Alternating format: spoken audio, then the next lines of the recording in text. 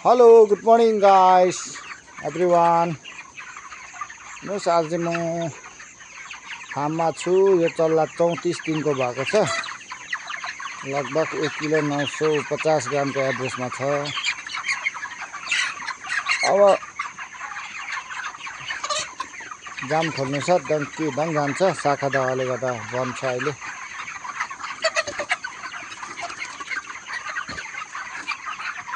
हल्का यिनीहरूको चाहिँ अब ख्याक साउन्ड आएको थियो। 3 दिनको डोज हाल्दाखेरि पनि अलिक कम्ती हुँदैछ र पनि कसै गर्दैछ। आज र भोलि कन्टिन्यू गरिदिनु पर्यो एन्टिबायोटिक बेलुका। अब राम दाइ चाहिँ यता पर्दा झारेको रहेछ, लाग्दै पनि छन्। अब बिहानको चाहिँ दबाई थिएन। यस्तो घाम नलाग्दा त गरम हुन्छ अहिले।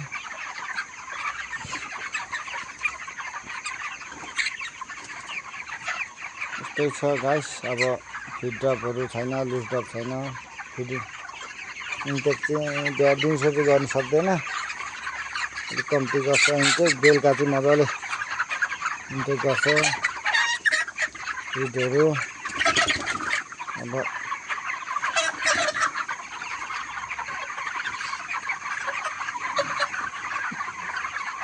त्यसो गरिरहेकै छ कुखुरा।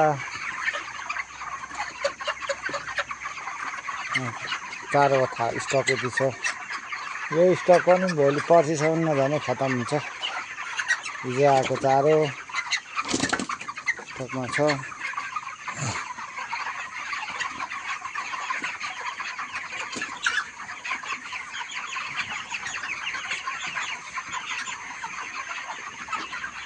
बसेको छ मजाले फिजेर तपाईँलाई पुरै फार्म देखाइदिनुहोस्।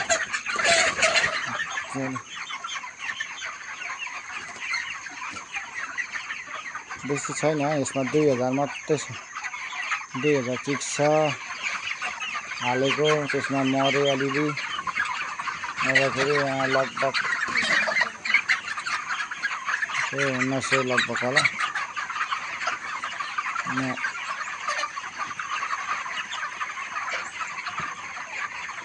पानी खाइरहेको छ, कुदिरहेको छ। त्यही छ।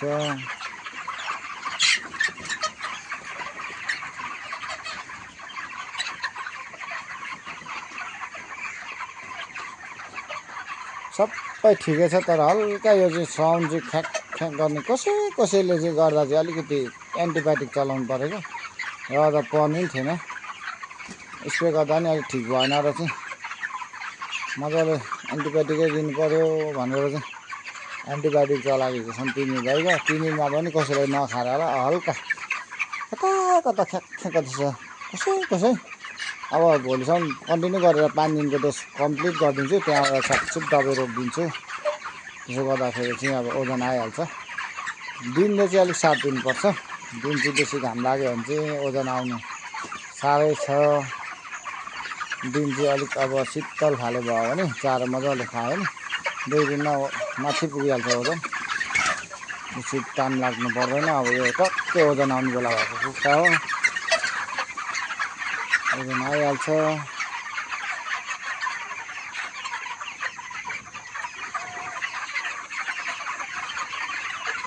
बिहान सबै भुस्ताले सफा बनाएको। बिहानदेखिको ढोका पनि मैला बनाउँछ बेसी भएर। भुइँ चाहिँ एकदम सफा राख्नुपर्छ। यसो टोइलेट कुखुराको ड्रपिङ चाहिँ ठिक छ, यस्तो टक्कै यस्तो हुन्छ हो। अस्ति चाहिँ अलिक लुज ड्रप भएको थियो, दबाई चलाएँ। अहिले लुज ड्रप फिड ड्रप छैन, एकदम सही चलिरहेको छ। सिर्फ हल्का साउन्ड ख्याकले गर्दा मात्रै दबाई चल्दैछ र दबाई सबै रोकिसकेको थियो मैले।